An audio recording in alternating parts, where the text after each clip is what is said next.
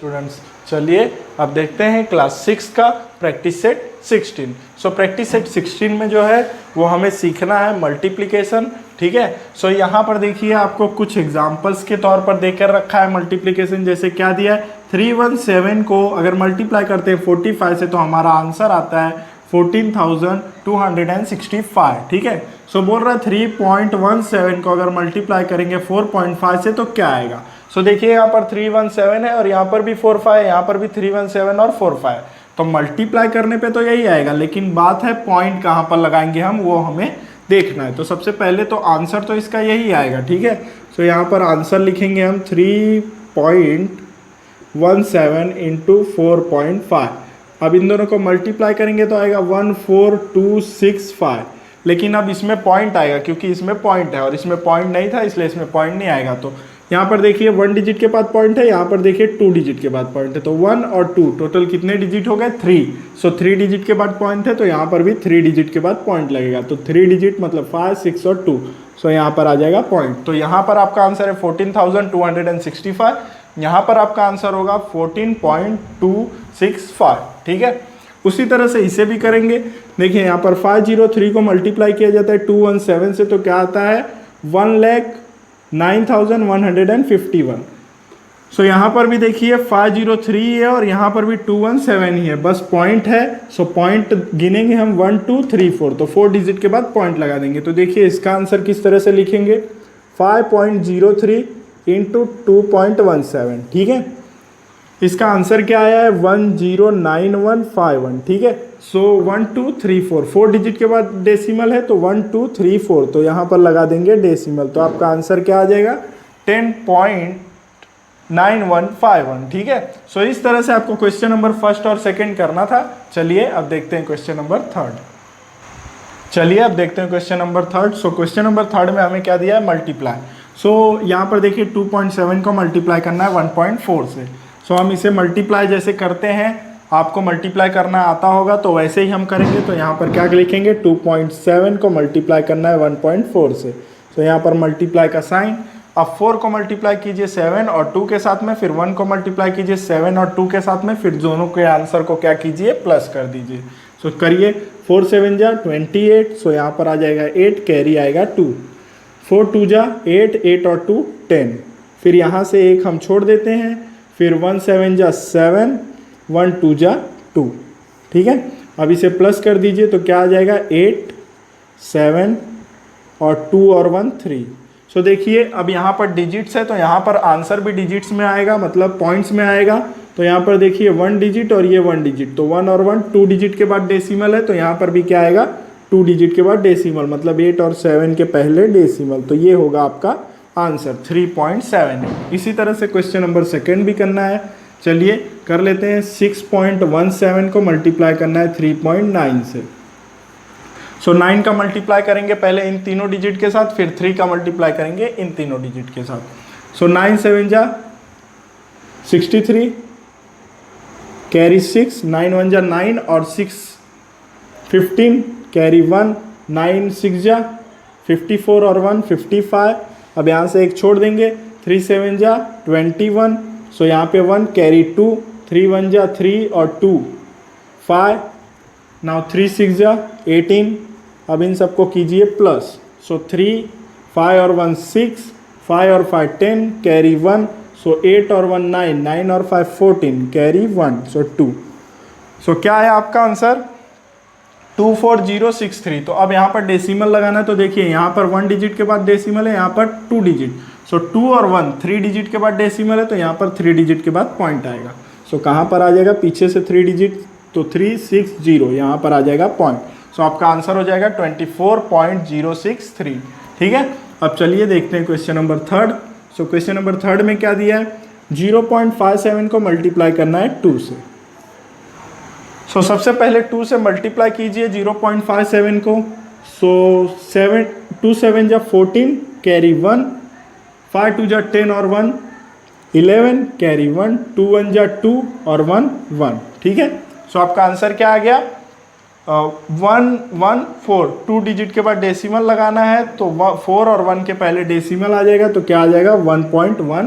4। ठीक है, तो इस तरह से क्वेश्चन नंबर 3 करना था। चलिए अब देख लेते हैं लास्ट क्वेश्चन। सो क्या दिया हुआ है, 5.07 को मल्टीप्लाई करना है 0.7 से। ठीक है, सो सबसे पहले नॉर्मली जैसे हम मल्टीप्लाई करते हैं वैसे कीजिए। सो 7 4 जा 28, कैरी 2, 7 0 जा 0 और 2 2, 7 5 जा 35। अब यहाँ से एक छोड़ देते हैं, 0 4 जा 0, 0 0 जा 0 एंड 0 5 जा 0। अब इन सबको कर दीजिए प्लस। सो 8 2 5 3। अब देखिए यहाँ पर 2 डिजिट के बाद डेसिमल है, यहाँ पे 1, तो टोटल कितने डिजिट हो गए 3। तो 3 डिजिट के बाद डेसिमल है, तो यहाँ पर भी लगाइए 3 डिजिट के बाद डेसिमल। तो 8 2 और 5 के पहले डेसिमल, तो क्या आ जाएगा आपका आंसर 3.528। सो बस इस तरह से आपको क्वेश्चन नंबर 3 करना था। चलिए अब देखते हैं अपना नेक्स्ट क्वेश्चन। चलिए अब देखते हैं question number 4। So question number 4 हम रीड कर लेते हैं। क्या दिया है, Virendra brought 18 bag of rice, each bag weight is 5.25 kg, how much rice did he buy altogether. तो बोल क्या रहा है कि 18 बैग राइस खरीदा उसने और एक बैग का वेट कितना है 5.250 kg। सो बोल रहा है कि टोटल उसने कितना केजी राइस खरीदा। तो हम क्या करेंगे, 18 को मल्टीप्लाई कर देंगे 5.250 kg में। ठीक है, अब आगे कुछ बोल रहा है, if the rice cost is 42 rupees पर kg। बोल रहा है कि अगर 1 kg राइस का जो प्राइस है वो 42 रुपीज़ है, तो बताइए कि टोटल उसने कितना पे किया राइस के लिए। तो हम सबसे पहले क्या निकालेंगे, 18 को मल्टीप्लाई करेंगे 5.250 में, तो हमें क्या मिल जाएगा कि उसने टोटल कितना राइस खरीदा है। ठीक है, फिर हमारे पास 1 kg का है, तो टोटल राइस जितना उसने खरीदा है उससे 42 को मल्टीप्लाई कर देंगे, तो हमारा क्या आ जाएगा फाइनल आंसर। ठीक है, तो सबसे पहले हम लिखेंगे क्या, तो हम लिखेंगे number of rice bag. Question number 4 लिखिए, नंबर ऑफ राइस बैग्स कितना है 18। ठीक है, उसके बाद क्या बोल रहा है, वेट ऑफ बैग कितना है, वेट ऑफ ईच बैग कितना है 5.25 kg। तो लिखिए यहाँ पर वेट ऑफ ईच बैग कितना है 5.250 kg। ठीक है, सो अब क्या पूछ रहा है, how much rice did he buy altogether. He buy altogether लिखिए, इसने कितना राइस ऑल टुगेदर खरीदा है, तो दोनों को मल्टीप्लाई करेंगे, तो लिखिए ही बाय ऑल टुगेदर। क्या करेंगे, इसको इसके साथ मल्टीप्लाई कर देंगे, तो 18 मल्टीप्लाई 5.250 kg। ठीक है, सो सबसे पहले हम क्या करते हैं, इसमें इसको मल्टीप्लाई करते हैं, तो मल्टीप्लाई कीजिए 5.250 kg को मल्टीप्लाई कीजिए 18 से। ठीक है, सो 8 0 जा 0, 8 5 जा 40, कैरी 4, 8 2 जा 16 और 4 20, कैरी 2, 8 5 जा 40, 40 और 2 42। अब यहाँ से एक डिजिट छोड़ देंगे, 1 0 जा 0, 1 5 जा 5, 1 2 जा 2, 1 5 जा 5। ठीक है, सो अब इसे कर दीजिए प्लस, तो क्या आ जाएगा 0 0 5 4 9। ठीक है, अब 3 डिजिट के बाद क्या लगाना है, डेसिमल। तो यहाँ पर 3 डिजिट के बाद डेसिमल लगाइए 1 2 3। सो क्या आ जाएगा 94.5 kg टोटल उसने क्या किया था, राइस खरीदा था। अब आगे क्या बोल रहा है, द राइस कॉस्ट 42 रुपीज़ पर kg। तो यहाँ पर लिखिए कॉस्ट ऑफ राइस 42 रुपीज़ पर kg। ठीक है, अब हमें फाइंड क्या करना है कि टोटल उसने कितना पे किया। तो यहाँ पर क्या लिखा है, he how much he did he pay for it. तो आप लिखिए ही पे फॉर राइस। सो हम क्या करेंगे, इसके साथ 42 से मल्टीप्लाई कर देंगे। सो 94.500 को मल्टीप्लाई करना है 42 से। सो मल्टीप्लाई कर दीजिए, जो आएगा वही क्या होगा, आपका आंसर होगा। ठीक है, सो मल्टीप्लाई 4.500 इंटू 42 मल्टीप्लाई कीजिए, 2 0 जा 0, 2 0 जा 0, 2 5 जा 10, कैरी 1, 2 4 जा 8 और 1 9। नाउ 2 9 जा 18। ना यहाँ से एक डिजिट छोड़ दीजिए, 4 0 जा 0, 4 0 जा 0, 4 5 जा 20, कैरी 2, 4 4 जा 16 और 2 18 कैरी 1, 4 9 जा 36 और 1 37। ठीक है, अब कीजिए प्लस, तो ये हो जाएगा 0, ये हो जाएगा 0, ये हो जाएगा 0 और ये आएगा 9। ना 8 और 8 16 कैरी 1, सो 7 और 1 8, 8 और 1 9, ना यहाँ पर 3। सो अब 3 डिजिट के बाद डेसिमल लगेगा, तो यहाँ पर 3 डिजिट के बाद डेसिमल लगाइए तो क्या आ जाएगा 3969। पॉइंट के बाद अगर डेसिमल के बाद अगर 0 होता है तो उसका कोई वैल्यू नहीं होता। ठीक है, तो आपका फाइनल आंसर होगा 3969। तो यहाँ पर लिखिए ही पे फॉर राइस ₹3969। सो बस इस तरह से आपको क्वेश्चन नंबर 4 करना था। क्वेश्चन नंबर 5 क्या दिया हुआ है हमें, वेदिका हैज़ 23.50 मीटर ऑफ क्लोथ। तो वेदिका के पास 23.5 मीटर टोटल क्लोथ है।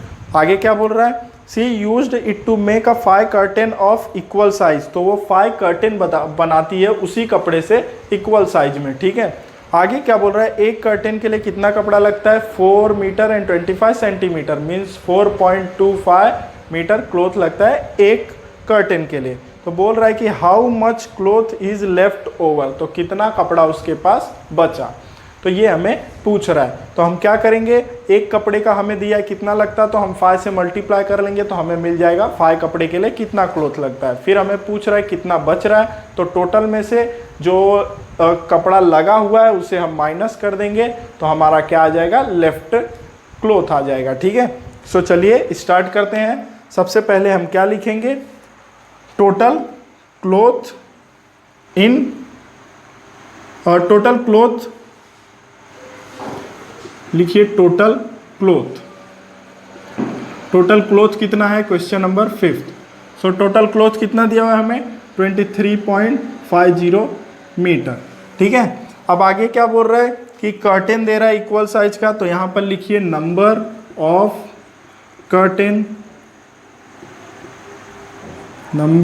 Curtains of equal size. ठीक है, सो कितने नंबर ऑफ कर्टेन है 5। आगे क्या बोल रहा है कि if each curtain required 4 metre and 25 centimetre, तो यहाँ पर लिखिए each curtain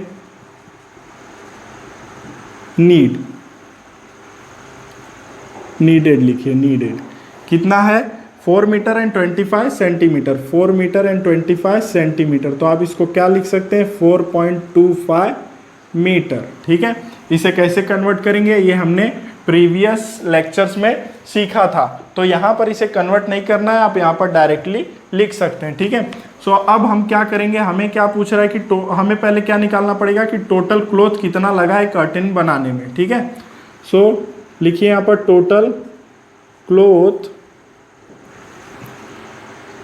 cloth used for making 5 curtain. ठीक है, सो मल्टीप्लाई करेंगे 4.25 में मल्टीप्लाई कर देंगे किससे 5 से। सो मल्टीप्लाई कीजिए 4.25 को मल्टीप्लाई कीजिए 5 से।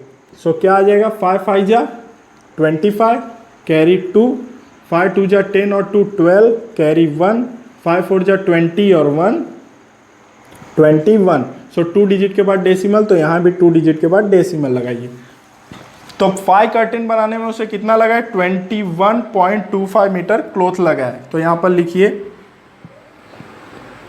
सी used 21.25 metre cloth for making 5 curtain. Okay, so अब हमें पूछा क्या है कि उसके पास कितना कपड़ा बच गया। ठीक है, सो आप लिखेंगे left with left cloth. So left cloth कितना बचा है, क्या करेंगे, ये टोटल है, टोटल में से इसे माइनस कर देंगे जो यूज्ड हुआ है। ठीक है, सो यहां पर लिखिए total cloth minus used cloth. So total cloth कितना है 23.50 एंड यूज क्लॉथ कितना है 21.25। अब इसे माइनस कर दीजिए। सो माइनस कीजिए, ये इस तरह से कीजिए 23.50 एंड 21.25।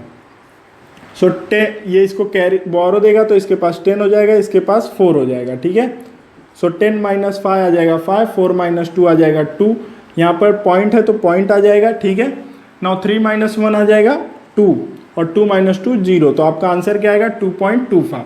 सो 2.25 क्लॉथ क्या होगा बच जाएगा, ठीक है। और ये किस में आएगा, मीटर में आएगा, मीटर। सो यहाँ पर फाइनल आंसर क्या लिखेंगे 2.25 metre cloth is left over. Okay, so बस इस तरह से आपको क्वेश्चन नंबर 5 करना था। तो यहाँ पे हमारा प्रैक्टिस सेट 16 कंप्लीट हो गया। सो प्रैक्टिस सेट 16 में अगर कोई भी डाउट है तो आप मुझे मैसेज करके पूछ सकते हैं। Thanks for watching.